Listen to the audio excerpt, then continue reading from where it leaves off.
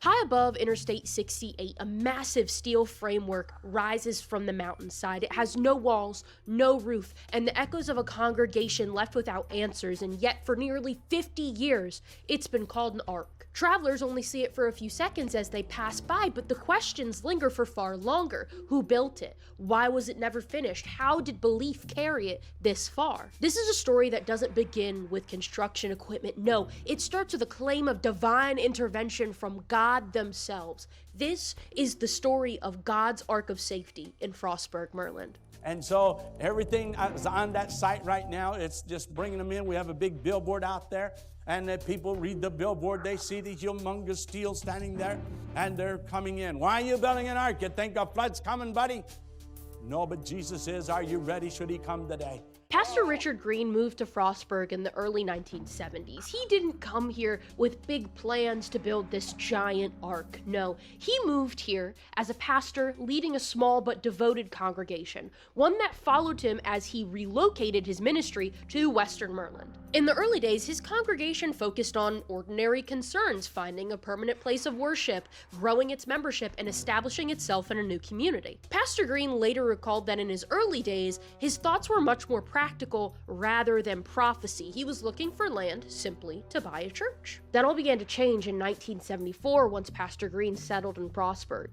He started having reoccurring dreams, visions that came uninvited and returned night after night. In these dreams, he saw an ark sitting on a hillside, towering above the surrounding landscape. People were coming towards it from all directions, and Pastor Green said no, these dreams were not vague impressions or passing thoughts. They were persistent and specific. After a few weeks of this, Pastor Green came to believe, no, these weren't dreams at all. These were instructions. God didn't ask me if I wanted to do it. He told me to do it. That's what Pastor Green said in 1987. All right, so Pastor Green didn't announce these visions publicly. No, according to later accounts, Pastor Green wrestled with these visions privately, praying and searching scripture, trying to determine whether he was experiencing something symbolic or literal. Eventually, Pastor Green concluded, yeah, this is literal. This is God speaking to me. I don't think a psychiatrist would agree. But you know, bless his heart. That's all I gotta say on that. This ark, as Pastor Green understood it, was not supposed to represent Noah's Ark. It was supposed to be Noah's Ark, built to the same exact dimensions in the Bible. It would stand as a warning and a refuge, just as the original ark did. So Pastor Green finally came out to his congregation. He's not gay. He's just having visions from God. Let me rephrase that. Pastor Green presented his visions to his congregation, and he framed it the same way that he understood it himself, as a matter of obedience rather than a matter of ambition. Church members were told this is not a project they were choosing, but a command they had to follow. According to accounts from the church, his congregation voted unanimously to support the ark and its vision, believing that if they refused Pastor Green, that was the equivalent of denying God's will itself. From that moment on, the church's identity shifted. It was no longer a congregation simply looking for a building. No, it became a ministry organized around a single goal: fulfill Pastor Green's prophecy. I knew he was in trouble with a farmer. He said, young man, I told you I wouldn't sell no more land as my land as long as I live. I said, yes, sir, I know that's what you said. But God told me not to ask you to back down from that you would never sell another inch of land as long as you live. But God's told me to ask you, will you give it to me? And he laughed louder than you guys did. He went into hysterics. But when he got through laughing, he said, yeah, I'll give it to you, preacher. Gave us thousands of dollars worth of land. With this shift came an immediate practical problem. Their asses still needed land. So Pastor Green began driving around Frostburg, looking for property where they could build this church and an ark. So Pastor Green began driving all around Frostburg. He's looking for property where his church can build, and inevitably, he passed a stretch of farmland owned by a local farmer in the area. So Pastor Green and church leadership approached this farmer and negotiated the purchase of approximately 3 acres of land. The sale was super straightforward, an ordinary transaction between a local landowner and a growing church. What else could they possibly need? Then Pastor Green and the church were like, nah. We need more land. This bitch is supposed to be 450 feet long. We need another acre. So Pastor Green returned to the farmer and asked for additional land, only to be told, no, I'm not selling anymore. I'm standing firmly on it. That farmer said, fuck no. Only he changed his mind later for some reason. So Pastor Green pulled back up on the farmer and was like, hey, God told me you're gonna give me that land. Donate it. Actually, free 99. Let's get this paperwork done, baby girl, or you're going to hell. Okay, I don't think he said all that, but like, I assume he said something similar because the farmer gave him the land for free. What the fuck? The farmer's daughter-in-law found out that he just signed the land over, and the daughter-in-law was like, how did he convince you to do that? He literally said you didn't want to get rid of it, so why'd you give it to him for free? Pastor Green said he doesn't question the Lord's ways, so this land acquisition became the first tangible sign in Pastor Green's mind that this ark was not merely an idea, but something being actively guided and provided for by God themselves. That very moment set a pattern for everything that followed. From then on, Pastor Green would explain each advancement on the project: land, donations, materials, not as the result of planning or persuasion, but as evidence that God was supplying what was needed when it was needed. It also established a framework in which questioning outcomes and logistics became difficult, because successes were attributed to divine intervention and obstacles were framed as these tests of faith. The ark hadn't even risen from the hillside, but its foundation, both physical and ideological, was already firmly in place. Word about the land donation didn't stay confined in the church for very long. Frostburg is a small town where land ownership and family history carries weight even today. So the idea that a farmer who refused to sell unexpectedly gave the land to a church planning to build a massive wooden ark spread pretty quickly. Some residents saw this as an act of generosity inspired by faith. Other residents found it really unsettling. I mean, this story, as it was circulating, took on an almost folklorish quality. A pastor claiming divine intervention. A farmer reversing his decision, in a hillside now marked for something that no one had ever seen before. I mean, neighbors debated whether this farmer was persuaded, pressured, or was simply moved by conviction, but what unsettled locals the most was not the donation itself. It was the implication that this was only the beginning. So as they were putting the next level, the Holy Spirit said, Richard, go order the next level of steel. I said, sir, God has told me to order the next level of steel, but I want you to know I only got $10,000. Your proposal says it's 103, but I believe by the time you order it, by the time you erect it, by the time you send me a bill, I'll have $103,000. Once the land was secured, construction officially began on, can you guess it, Easter Sunday, 1976. This was a symbolic date meant to align the project with resurrection and salvation. Pastor Green announced that this ark would be built to exact biblical dimensions. Described in Genesis, this ark would be approximately 450 feet long, 75 feet wide, and 45 feet tall. This would not merely be a monument, no. Pastor Green said that he had plans for classrooms, a hospital, ministry offices, and outreach facilities inside the ark itself, presenting it as a living, functioning center of faith. I gotta go to the ark later, y'all. I gotta pick up some Afrin, maybe at least 16 bottles. Straight from God. I need that on a t-shirt. God funded my Afrin addiction. Fundraising for this arc didn't resemble traditional capital campaigns. There was no fixed budgets publicly released, no timelines tied to a specific financial goal. Pastor Green repeatedly emphasized that this ark was to be built as God provides, a phrase that he constantly repeated in interviews and in sermons. Donations primarily came from, can you guess it, his own church members, his congregation, many of whom contributed weekly, monthly, or whenever they felt led to give. I also need to point out that Pastor Green not only just got money from his congregation, but he would also go on Christian live television shows and ask for money that way. Members of his congregation were selling their personal belongings. They were redirecting their savings. Pastor Green insisted that contributions were voluntary, but former members later recall an atmosphere where giving was closely tied to spiritual obedience. One member of his congregation years later described it as subtle but constant. You were never told you had to give, but you were told what it meant if you didn't. Hey, I need to be the friend that's too woke here for a second and point some things out. So I'm from Garrett County. That's where my hometown is. It's where most of my family generationally is from. I'm not there right now, don't look for me. So Allegheny County is right beside Garrett County. Allegheny County is where Frostburg is located. And I need you to understand financially, these are people, especially in the 80s, the average household income in Allegheny County was $13K a year. A lot of people in this area, especially of Maryland and just in the Appalachians in general, live below the poverty line. There is also a very high unemployment rate due to major plant layoffs, closures, and the decline of the coal industry. So I need you to have that in the back of your head for a second and think how much this pastor is taking advantage of his congregation to the point where they are selling their personal belongings to fund this ark.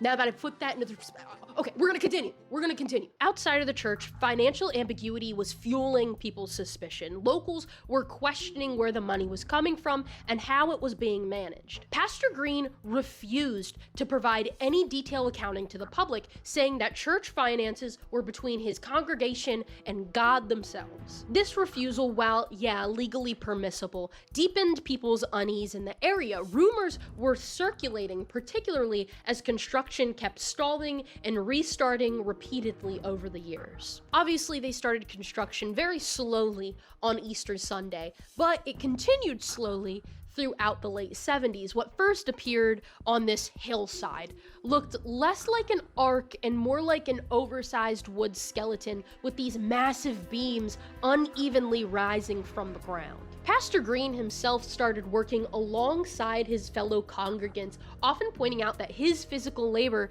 is proof of his sincerity. Pastor Green said, "I won't ask anyone to do what I won't do myself." This art grew in stages dependent on available materials and labor, and there was no continuous building schedule, so months would pass without any visible progress to this ark. Within Pastor Green's congregation, enthusiasm remained strong publicly, but doubts began to surface, and I'm talking, we're not even in the first 10 years of them building this fucking ark, and there's already so much doubt. Members of the church were really struggling with this slow pace, especially as years were passing and the ark was still unfinished. Over time, his congregants left quietly, without confrontation, choosing distance over direct opposition. Outside of the church, the ark had already become a landmark of controversy. Drivers on the side of 68 started rubbernecking. There were journalists returning again and again and again, often framing this structure as a curiosity or obsession. But even as Pastor Green welcomed journalists, if you talked poorly about the pastor or the Ark project, he would immediately correlate that to you mocking God themselves. In an interview with the Washington Post, Pastor Green stated that God told him that they were gonna laugh at him just like they did Noah. Speaking of laughing at Pastor Green, I would love to point out one of my favorite interviews of his with a journalist named Luann Winter. Luann maybe got in like 6 sentences tops throughout the entire interview in comparison to Pastor Green's long-winded rambling. I loved this little interaction where he finally let Luann get a word in. Luann said, "How did you come up with the name God's Ark of Safety? How is this safety aspect come in? Things that will be inside the ark. As you were saying, there was going to be a food closet?" Pastor Green responded to that with, "Oh, this is my Pastor Green cosplay? Well, the building itself, Luann, will not save a person, okay? The only person that can save us is Jesus Christ. He is God's ark of safety. And as Noah tried to get the people to come into his ark," pause, the ark at the set... And as Noah tried to get the people to come into his ark, the ark at the time was their safety, but they refused, and I'm sharing today that they need to come into my ark of safety, which is Jesus Christ. No building, okay? That will not save a person. It's symbolic. Sassy ass fucking pastor. As the years passed and the ark remained unfinished, this project began to outgrow Richard Green as a one-man vision. Pastor Green's son became increasingly involved in the day-to-day oversight, helping manage volunteers, materials, and the logistics of keeping this project alive during the long periods where progress was stalled. To church loyalists, this was evidence that the ark was becoming generational, something meant to outlive its original prophet.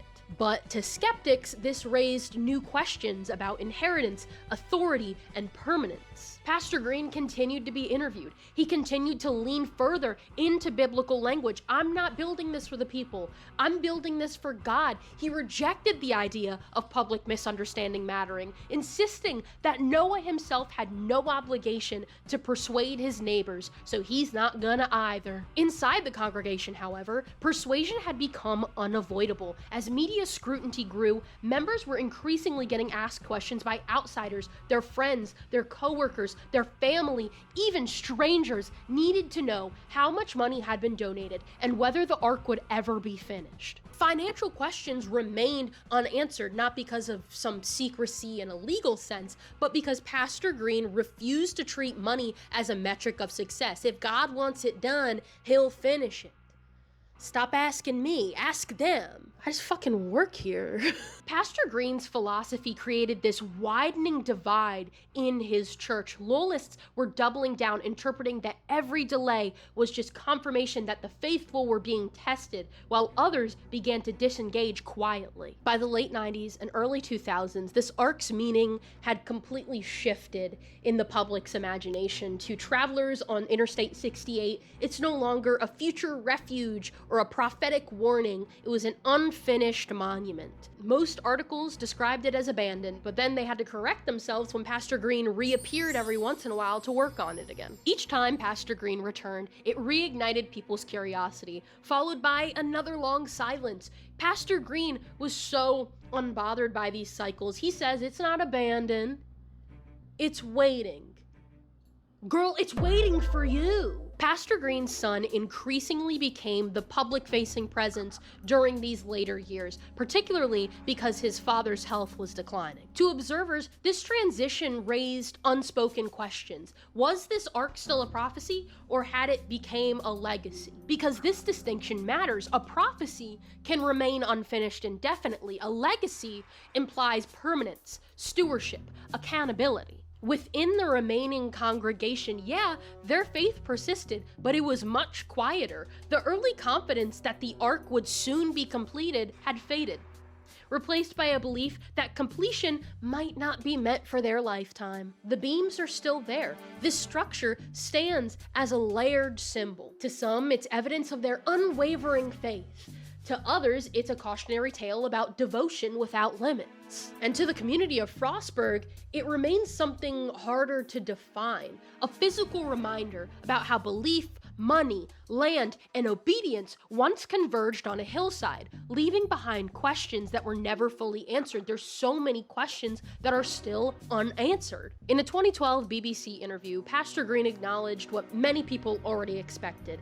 He said, "I may never live to see it finished, but obedience doesn't expire." With that very statement, this ark was completely reframed one final time, not as a project awaiting completion, but as a perpetual act of faith. The absence of financial clarity, timelines, and closure was no longer a problem to solve, but the testimony itself, that admission, subtle but significant, reframed decades of effort. This ark was no longer a destination.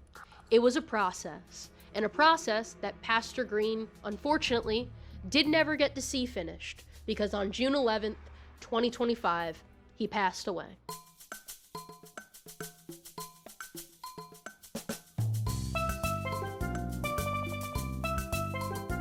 Got me my Juneberry Red Bull? I think it's crazy to rock into the 711 to get your 9 a.m. Blizzard. But you know what? I just gotta mind my own fucking business, because if I was rocking into the 711 for a 9 a.m. blizzard, maybe I'm going through something. And a blizzard is needed. But there it is from my car. Holy shit, that thing is huge. Oh my god. The highway is off over there. She survived my Ralphie. She survived the drive again. I made it. There it is. It's a bunch of fucking steel beams and concrete. I should stop cursing. This is God's land, apparently. God loves you. Jesus is coming soon.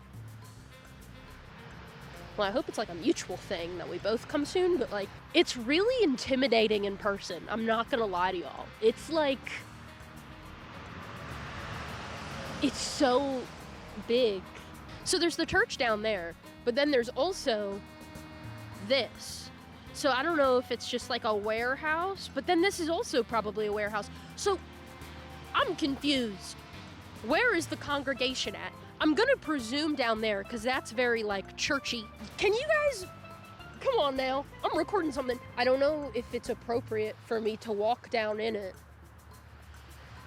but low-key I'm gonna. Deadass, I could've just looked up, like, pictures, or a walkthrough generally, rather than driving all the way here. These beams are older than me. These beams are older than my mama. R.I.P. Pastor Green. You would have loved Sabrina Carpenter. He was alive for Sabrina Carpenter. What was Pastor Green not alive for? Like, I could just walk under. That's kind of crazy. There's a bunch of poop down here. A bunch of poopy shit. I want to climb it. Oh, that's a bee. There's a bee? That's it. Dude, I gotta pee so bad. There's some crosses up there, and Jesus is coming soon, so I don't know how soon that is, but I don't want to stay and find out. I need to go to a Sheetz, find a Wawa, piss, maybe find some pepperoni rolls while I'm here. Make the trip worthwhile. Okay, bye. So here's our comprehensive timeline. In 1974 is when Pastor Green started to have his visions. In 1976, on Easter Sunday, that's when construction started. In 1976 as well, in September, that's when the foundation work with 3,000 tons of concrete went into the ground. In 1978 is when they raised a majority of their funds. In 1981 is when his congregation split between the loyalists and the people who left. In 1999, the rest of the steel beams were erected into the ground. In 2012, he had his interview where he was saying the process was slow and he's probably not going to live to see it finished, and as of right now, it is still completely unfinished. God's Ark of Safety was never abandoned, but I don't think it was ever meant to be completed. Its story is not marked by a proven scandal, but by questions unanswered. How much money was given? How much was spent? When did building stop being the goal and endurance became the message? From Pastor Green's first dream to the rusting beams that still overlook Interstate 68, the Ark stands as a record of belief beyond accountability. Faith sustained without resolution. It asks no simple questions and offers no clear conclusions. It only remains unfinished, unexplained, and impossible to ignore. To me, this arc is the perfect representation of Appalachia and the people who failed it. The high expectations portrayed by leaders that only lead to broken promises, promises of prosperity only to be met with savage exploitation and disappointment. Old mines have caved in.